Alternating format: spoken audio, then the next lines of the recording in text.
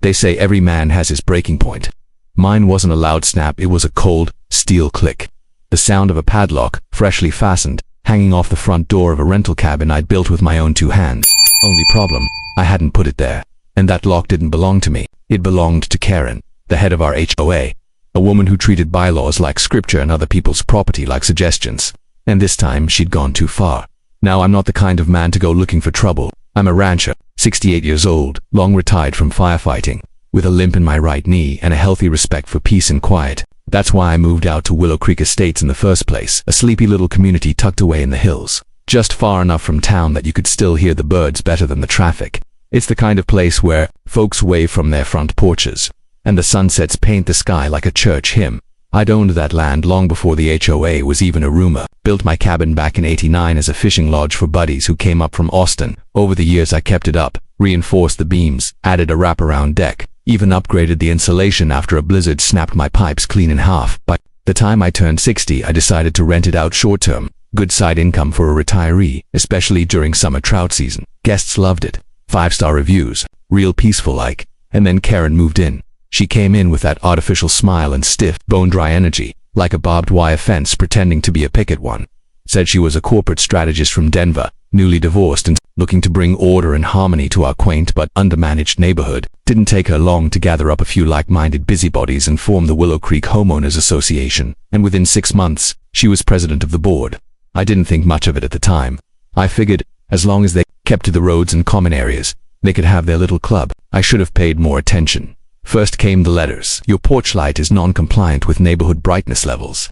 Your trash can was visible from the street for 3 minutes past collection time. All nonsense. Then, one day, I got a registered letter. The board has voted to require prior approval for all short-term rentals on HOA land.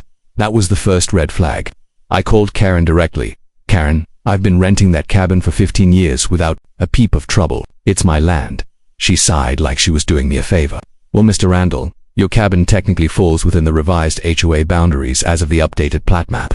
Page 14 of the covenant packet outlines this clearly. Karen, you read through the lines? No. The board did. I just filed the update. I hung up. Should have taken a hammer to that phone. What she didn't know was that I had the original land survey framed in my study, and the deed clearly separated my cabin lot from the HOA's jurisdiction. But Karen, she had a plan. It was a hot Thursday in July when the whole mess blew open.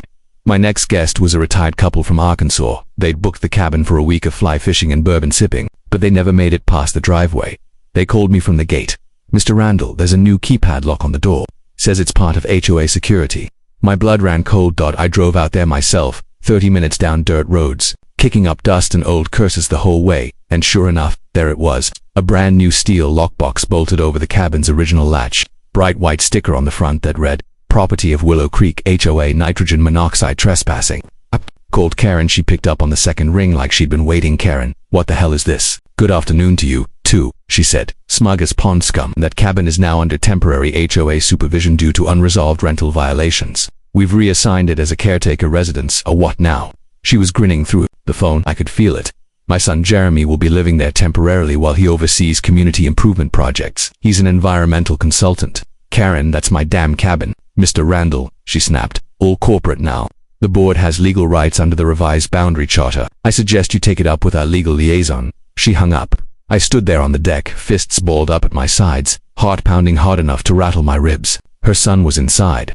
I heard the TV. That night I called my lawyer. Now Sam Williams isn't one for drama. He's 73, retired twice, and he once beat a county zoning case with a copy of the Constitution and a well-placed Bible verse. When I explained the situation, he said 5 words. She done stepped in it now. We met the next morning at the diner in town. He showed up in his old fishing hat and laid out a folder thicker than Karen's ego.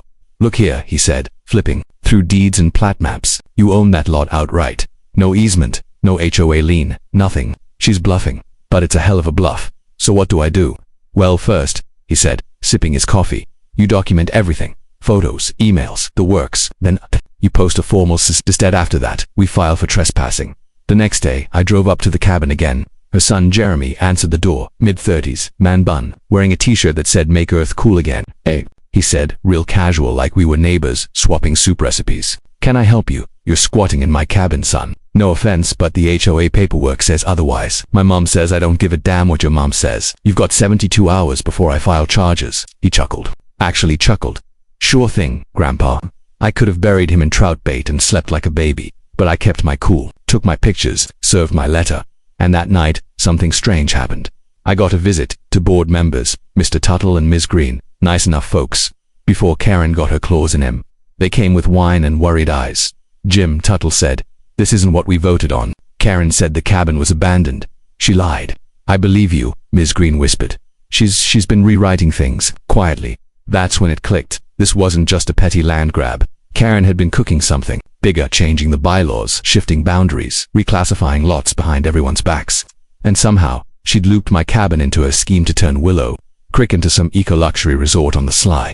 But I wasn't about to let that happen. You see, I've built barns that have outlasted 3 marriages. I've pulled calves from blizzards and held fire hoses in 110-degree heat. And if Karen thought I was just gonna roll over and let her kidnap on my porch swing while she rewrote my life, she picked the wrong old man. I didn't just want my cabin back anymore. I wanted every lie she'd ever told to unravel, one fence post at a time. And I knew just how to start, by putting up a steel fence straight to her front door. Asterisk, you ever feel that moment right before a storm breaks, where the air's heavy and the sky feels like it's holding its breath? That's where I was. Right after I served Karen's son a cease and desist and got a good look into the house I built, now overtaken by lava lamps and herbal diffusers. Jeremy was still squatting in the cabin, grinning like he'd inherited the place. Karen wasn't backing down, and the HOA, half of them didn't even realize they'd signed off on the whole mess. The rest were too afraid to challenge her, but I wasn't. I'd lived through fires, floods, and frostbitten winters on horseback. One overprocessed paper pusher with a superiority complex wasn't going to scare me into giving up my land. Now, Sam, my lawyer, had filed an emergency injunction, but we both knew the court calendar was slow this time of year. Too many vacationing judges, not enough urgent dockets. So I decided to speed things up the old-fashioned way. I bought fencing, steel fencing, the kind you'd put around your garden. I'm talking contractor-grade, 8-foot powder-coated steel with concrete footings, the sort that makes a statement. And I hired the same crew that built my horse corral, good old boys from Round Rock, who didn't ask questions so long as the check cleared and the barbecue was hot. We started with a perimeter around the cabin, not just for symbolism but to reclaim what was rightfully mine. Karen had slapped a bogus common area tag on my land and expected nobody to check the paperwork. But I had county plats, recorded deeds, GPS coordinates, and over years of tax receipts to prove otherwise. It took us 2 days to dig the posts and set the first line. By noon on the 3rd day, Karen showed up. She pulled up in her white Lexus like a funeral director with a clipboard, got out wearing a pastel suit jacket and sunglasses bigger than my dog's head. She strutted straight up to the crew foreman, didn't even look my way. "This fencing is unapproved," she snapped. "You're trespassing on HOA regulated space. Cease construction immediately, or I'll call the sheriff." I stepped in then, boots firm in the mud. Already called him Karen. She looked stunned. "You did what?" "Figured he ought to be here when you try to explain why your son's living in a building that don't belong to you." She tried to speak again, but just then, the sheriff's cruiser pulled up. Old Sheriff Leland, been in the county longer than the trees. He got out, slow and steady, hand on his belt buckle like always. "Mornin', folks," he said, eyeing the tension like a man who's broken up more barn fights than bar fights. Karen ran to him like she was auditioning for a courtroom drama. "Sheriff, thank goodness. This man is constructing unauthorized fencing around community property." Leland turned to me. "Jim, you got the deed."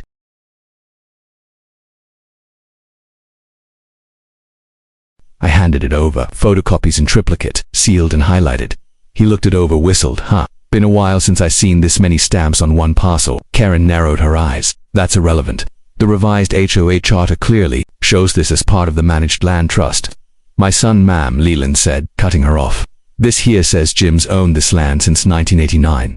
That predates your HOA by 2 decades. Ain't no trust unless it's mutual, and this don't look mutual to me." Karen's face went red. "He's undermining neighborhood cohesion." Leland raised a brow. "Is that what we're calling property theft now?" She stormed off, furious, but not before turning back to me with one last threat. "Enjoy your fence, Mr. Randall. The board will be reviewing your membership status very soon." I tipped my hat. "Already reviewed it myself. I resign." Now that shut her up. See, most folks don't realize an HOA can't keep you hostage unless your deed binds you. Mine didn't. They'd roped in nearby parcels when Karen updated the map, but my documents were grandfathered clean, and quitting the HOA, that was just the icing. I put the rest of the fence up that week, not just around the cabin, but straight up the property line that ran toward the HOA clubhouse. Had 2 special order extra steel panels just to keep the line crisp. I did it partly out of spite, I'll admit, but also because I needed the message to be clear. You don't mess with a man's land and walk away. Smiling, then came the party. Karen threw a community celebration that Friday to welcome Jeremy as our new environmental ambassador. They held it right outside the clubhouse in full view of the steel fence I'd built, which now stood like a monument to their failure. Neighbors came, some curious, some concerned. Karen was all pearls and finger foods, trying to smooth things over like nothing had happened. Jeremy stood there in cargo shorts, sipping from a mason jar and talking about sustainable ecosystem revitalization. I showed up, leaned against my truck right outside the clubhouse lawn. Didn't say a word, just watched. Karen saw me and nearly choked on her canapé. "You're trespassing on HOA grounds," she barked. I pointed to the pavement. Here's public road. I'm not even touching your lawn. Relax." She stomped away. But what I noticed standing there was the looks I got from the neighbors, old couples, young families, the handyman who helped me rewire my barn last winter, folks who'd lived here long before Karen tried playing land baron. They were starting to whisper, starting to realize maybe, just maybe, they'd backed the wrong horse. That weekend, I got a surprise. A manila envelope slipped under my workshop door, no return address. Inside, scanned minutes from a board meeting dated 6 months earlier. In it, Karen proposed a motion to rezone unoccupied and underutilized parcels for future community leadership housing. One of the parcels listed my cabin lot. Only thing was, that meeting never officially happened. No notice sent, no vote from the full board, and 3 signatures on the form were suspiciously identical. I took the papers to Sam. He shook his head slowly. She forged minutes and used them to file a rezoning petition with the county office. That was illegal. And worse for her, provable. Now we had grounds for a full lawsuit, not just a civil one either. Fraud, false filings, illegal seizure. The works. Sam filed the claim Monday morning. By Thursday, Karen had lawyered up. And by the following Tuesday, I was standing inside the county clerk's office, watching them unseal a folder labeled Willow Creek Estates, HOA, investigative file. And inside that folder was something I never expected, an internal email from Karen to the county planner. Subject line, urgent reclassification, pre-approval requested, and in the body, "I've taken care of the cabin issue, no need to notify the owner." Taken care of, that wasn't just paperwork. That was premeditated. Sam's hand was shaking as he set the email down. "She's done. This ain't a dispute anymore. Jim, this is a full-on HOA coup and we've caught it on tape." I didn't say a word, just nodded. Then I stood up, took off my hat and said, the only thing that felt right. Time to pay the HOA office a visit. The morning I walked into the Willow Creek HOA office with a folder full of truth and a fire in my chest. The air outside was thick with summer dust and righteous anger. My boots hit that laminate floor like I was walking into a showdown. And in a way, I was. The building wasn't much. Just a repurposed community center off Sycamore Lane with pastel walls and faded motivational posters. Teamwork makes the dream work. That kind of garbage. Karen had set up her little empire in there like it was a Capitol building. But the only thing holding it up was ego and office coffee. I walked past the front desk, nodded to the clerk. Bless her heart, she always looked like she was one Karen. Email away from a nervous breakdown, and went straight to the glass-walled boardroom where Karen and 2 of her lapdogs were sitting over spreadsheets and stale cookies. Karen looked up and froze. "Mr. Randall," she said, slowly standing, "you're not scheduled for." I dropped the folder on the table. It landed with a satisfying thud. "Guess what I found?" I said. "Your secret rezoning plan, the forged minutes, and that little email to the county where you said you'd taken care of the cabin issue. You know what that's called, Karen?" She swallowed. "I think you should leave. This is a private meeting." "No, ma'am. This is a criminal investigation in progress." I turned around and waved. Right on cue, Sam stepped in behind me. And right behind him, the county investigator. Clipboard, badge, no nonsense. Karen's face drained of color so fast I thought she'd faint. "Ms. Allen," the investigator said, voice sharp as barbed wire, "we've got questions regarding illegal rezoning activity and property misappropriation under the HOA's authority. I suggest you step outside with me." Karen looked to her board members, but they suddenly found their coffee very interesting. She tried to speak, to spin, but her voice cracked like a cheap wine glass. The investigator repeated himself. She went. Just like that. The Queen left her castle. Sam and I didn't say a word. We stood in silence as the boardroom emptied, and her cronies shuffled out behind her, their confidence unraveling like yarn in a catfight. I picked up my folder, nodded to Sam, and we walked out into the morning sun. Free men. But it wasn't over. Karen might have been cornered, but the system she built, that thing had roots. Fake regulations, misfiled documents. Fear there were still neighbors who thought she was the law, who'd been bullied into silence. So I made a decision. I wasn't just going to fight for my cabin anymore. I was going to dismantle the entire rotten HOA from the foundation up. I hosted a town hall. I sent out flyers the old school way, mailbox to mailbox, handwritten notes, invited every resident in Willow Creek, even the ones who thought I was just a cranky old cowboy with a vendetta. That Friday night, the old barn on my property lit up like a beacon. lawn chairs, lemonade, projector screen. Sam even brought cookies. His wife baked bribery never hurt. And then I laid it all out, slide by slide. How Karen had redrawn the boundary map without full board approval. How she'd faked meeting minutes to claim my land. How she'd used HOA funds to renovate the cabin for her son and filed a fraudulent caretaker clause no one voted on. And finally, the email. That was the moment the air changed. When I read her own words aloud. I've taken care of the cabin issue. No need to notify the owner. You could hear the neck snap as heads turned to each other. Folks started whispering, angry, ashamed they'd let it go this far. Then Ms. Green, one of the original board members, stood up. I never voted on that, she said, voice shaking. She told us the cabin was abandoned, that you moved out of state. She lied to all of us, someone shouted. She forged my signature, said another. And just like that, the damn broke neighbors came forward, one by one. Turns out, I wasn't the only one she'd targeted. A young couple down the lane had been fined $2,000 for having a garden bed too close to the curb. An elderly vet had been told his flagpole violated wind safety standards and had it torn down. A single mom with 3 kids had her car towed from her own driveway, said it lacked aesthetic harmony. Karen had turned the HOA into her personal kingdom, and we'd all been funding it.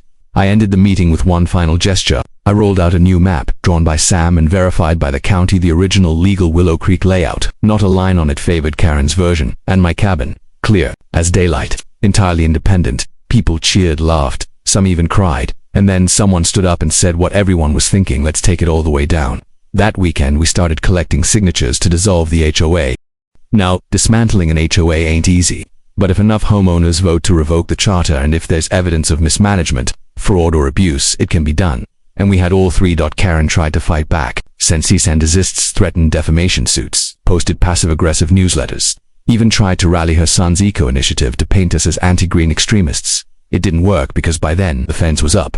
The truth was out, and Karen, she was crumbling. That at one point she tried to hold an emergency HOA meeting to restructure leadership. Only 5 people showed up. 1 brought popcorn. But just when I thought we'd reached the climax, one more thing came in the mail. A thick envelope certified from Karen's attorney. Inside was a lawsuit. She was suing me personally for harassment, property interference, and intentional emotional distress. Said the fence was psychologically aggressive. Said my town hall meeting constituted community character defamation. I laughed so hard I nearly threw my back out, but Sam didn't laugh. He frowned. This ain't just nonsense. This is a delay tactic. She's stalling while she tries to cover her tracks. And sure enough, the next day, we got word from the county. Karen had filed for a temporary injunction to prevent any changes to the HOA charter. If approved, it could freeze the dissolution vote and keep her in power. The storm wasn't over. It was just beginning again, but this time, I was ready. I looked at Sam, my old friend. Then it's time we go nuclear. He raised a brow. How? You figure. I smiled. I'm gonna buy the lot under her HOA office. He blinked. You serious? Dead serious. Turns out her little clubhouse. It sits on land originally leased from the previous landowner. Lease expires next month. That old man's been trying to sell for years, and I already made an offer. Sam grinned. You sly son of a. Careful now. I chuckled. Still got church on Sunday, and, just like that, the final nail in the coffin was set. Asterisk, the thing about small towns is, the truth always finds a way to surface. Doesn't matter how deep you bury it or how neat you wrap it up in legal tape, sooner or later, somebody talks, somebody finds a receipt, and somebody gets tired of being pushed around. And Karen, she'd pushed just about everyone. Her lawsuit against me wasn't going anywhere. Sam made sure of that. We'd filed our counterclaim and had a stack of evidence thick enough to keep her lawyers busy for a year. But while the legal gears turned, I stayed focused on the bigger plan. Buying the land under the HOA office. Now that lease, it belonged to a man named Buckley, 84 years old, cane-walking, tractor-owning, and meaner than a rattlesnake on a skillet. He used to own half the plots in Willow Creek before he downsized. Said the only reason he leased the clubhouse lot to the HOA was because Karen sounded smart and offered him homemade zucchini bread. Regretted it ever since, so I made Buckley an offer, cash, full price, with one condition. I take control the moment the lease expired. Buckley didn't even blink. Take it and make sure you throw her out head first. Deal signed, ownership pending. And Karen, she had no idea her throne was about to turn into a lawn chair.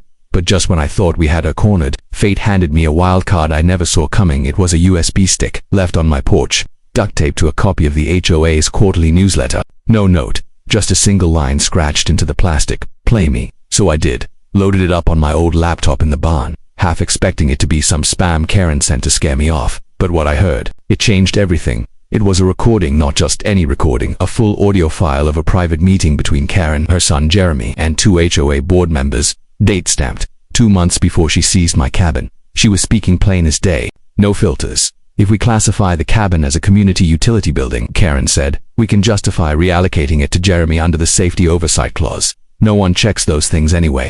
Jim's old, stubborn, and disconnected. He'll fight it, sure, but by the time he gets a lawyer, we'll have a lien and injunction, and a new lock on the door. Jeremy laughed. What if he sues? He doesn't have the money or the stamina, Karen replied coldly. He's got pride, not power. Then came the kicker. Karen again. Besides, if we lose the cabin, we pivot. I've already got an offer from a developer who's interested in 5 waterfront lots if we can just clear the legacy owners out. Randall's the last holdout. Once he's gone, it's all smooth sailing. I paused the audio, sat there, staring at the screen. They weren't just trying to steal my cabin. They were trying to gentrify the whole damn lake. Turn our quiet little patch of heaven into a plastic paradise for our two-towners who'd trade their backyard fire pits for paddleboard yoga classes, and I was standing in their way. Well, not anymore. I sent that audio to Sam. We got it authenticated, and then we took it straight to the county and the state. HOA Regulatory Commission. See, most folks don't know this, but in our state, if an H is found guilty of willful misconduct or abuse of power, the commission has the authority to step in, investigate, and even dissolve the board under state oversight. All they need is enough evidence. And we just gave them a 60-minute confession. Within 3 days, a formal state audit of the Willow Creek HOA was launched, and Karen, she started to sweat. It was subtle at first, nervous emails, sudden resignations from her inner circle, emergency community updates that sounded more like damage control than leadership. Then came the day she cracked. She showed up at my gate, not the front porch. The gate, steel fence at her back, dust on her heels, wearing jeans for the first time since she moved in. She looked different, smaller. Mr. Randall, she said, voice brittle, can we talk? I stood on my side of the fence, didn't open it, just leaned on the post and crossed my arms. Took, now aren't we? She hesitated. I went too far. No kidding. I got carried away. I thought I was doing what was best for the community. You thought the community was your personal sandbox. That's the difference. Silence. She looked down, kicked at a rock. I didn't mean to hurt anyone. Well, I said, calm but sharp. You stole my cabin. Lead to the board, forged documents, and tried to sell out the lake. So forgive me if I don't send you flowers. She looked up, eyes glossy now. I'm going to step down, she said softly. Officially, I'll resign before the audit finishes. And then she did something that surprised me. She reached into her bag and pulled out a folder inside. The cabin key, original, rusted, with a handmade leather tag I'd stitched back in. 92, she held it out like it burned. I shouldn't have taken it. I didn't move, didn't reach, put it on the fence post. I said, she did, then turned, walked away, didn't say another word. I picked up the key once she was out of sight. Felt heavier than I remembered that night. I didn't celebrate. I sat on the porch, looked out at the stars, and I thought about how easy it is for power to twist a person, how someone who starts with rules and order ends up drowning in control. But I also thought about this. We stopped her, not just me, but the whole neighborhood. One by one, folks found their voice. They stopped bowing, stopped ignoring the creeping injustice, and in the end, the HOA board collapsed under its own corruption. The state shut it down temporarily, pending full review. And as for Karen, well, that's a story for the next part, because when the sale finally closed, and I became the legal owner of the land under her beloved HOA office, I did something she'd never forget. I extended my steel fence, right through the center of her parking lot. Some endings come with fireworks, others come with silence. Mine came with the clanging of a steel post driver and the metallic whine of wire spooling off a reel, followed by the stunned silence of a woman watching her kingdom fall, one fence panel at a time. The day the land sale finalized, I was up at sunrise, coffee in hand, hat on my head, and a team of contractors waiting in the driveway with a trailer full of steel, wire, and enough cement to build a monument. I'd bought the lot beneath the Willow Creek HOA office, paid in full, title, clear, lease expired. The county clerk handed me the deed like he was giving me a sheriff's badge, and right there, in black and white, was my favorite phrase in all of property law: sole ownership, no right-of-way easements granted. That meant I could do whatever I pleased with my new land, so I did. First, I gave the HOA office tenants, which was just Karen and a dusty printer, a formal 72-hour notice to vacate. Civil, courteous, and legal. She refused, of course, claimed the office was a community anchor. But that didn't matter anymore, because 72 hours later, I rolled up in my truck. Same steel fence, same crew, same quiet resolve. But this time, the fence didn't stop at the clubhouse lot line. It cut straight across the front parking area, then across the sidewalk, then right up to the front door. Karen came storming out in her slippers, waving a rolled-up blueprint like she was summoning spirits. This is illegal, she shrieked. Nope, I said, checking the surveyor's stakes. This is property boundary enforcement. You're trespassing, ma'am. You can't just fence off the HOA. I raised an eyebrow. You mean my land? Because this office, this parking, the lot, these pebbles under your shoes, belong to me now. She stared at me like I'd kicked her dog. You're ruining the community. No, Karen, I said calmly, I'm saving it. Truth be told, I didn't need the fence, but I put it up anyway, not out of pettiness, but principle. Sometimes people need to see consequences in physical form, not lawsuits, not letters, just something real they can't deny. It took 2 days to finish. We wrapped the entire HOA office in reinforced steel. One entrance left open, just enough for her to get her junk out. After that, gate closed, lock installed. I posted a new sign, out front, private property, former HOA building closed, future use pending. Karen packed up and left that afternoon, didn't say goodbye, didn't even look back. Word spread fast. The neighborhood erupted, some in applause, some in disbelief. A few folks brought over pies. One guy brought beer. Kids chalked "Thank you, Mr. Randall" on my driveway in pastel pink letters. And just like that, the fear was gone. No more fines, no more fake citations, no more Karen. And you know the funny part, the community didn't fall apart without the HOA. It got better. We started a neighborhood COP, voluntary, open meetings, no dues unless you wanted to contribute. Folks fixed the potholes on their own, painted the benches, planted wildflowers along the trails. Turns out, when people aren't being bullied, they want to pitch in. Even Ms. Green, one of the original board members, got up at our first town potluck and said, "I feel like I can breathe again." The best part, my cabin, the one Karen tried to steal, fully restored, fresh paint, new furniture, and a little wooden sign out front that reads Freedom Lodge. It's booked solid through next fall, and every guest gets the same story when they check in over coffee or on the porch at sunset. The story of how one HOA tried to push too far and ran straight into steel. But before I end this tale, I'll tell you one last thing. About a month after the dust settled, I got a letter in the mail, handwritten. Neat, CURSIVE. It was from Karen, just one page. It read, "Mr. Randall, I've sold my house and moved out of state. I never expected my ambition to turn into something so ugly. I thought I was helping, I wasn't. I'm sorry." Karen Allen. I sat on the porch and read it twice, didn't frame it, didn't throw it away either, just folded it up and tucked it inside the deed to my cabin. Not because I forgave her, but because some lessons are worth keeping close, not for bitterness, but for remembering what happens when power stops listening and pride forgets its place. And me, I'm just an old rancher. But I'll tell you what I've learned. You can steal a vote, you can fake a map, you can bully a few folks into silence, but you mess with a man's land, his legacy, and you'd better be ready for fence post cement and steel that doesn't bend. Not for a HOA, not for a Karen, for anybody. If you enjoyed this story, don't forget to like, subscribe, and stick around. I've got more wild HOA tales coming your way, and trust me, they only get crazier from here.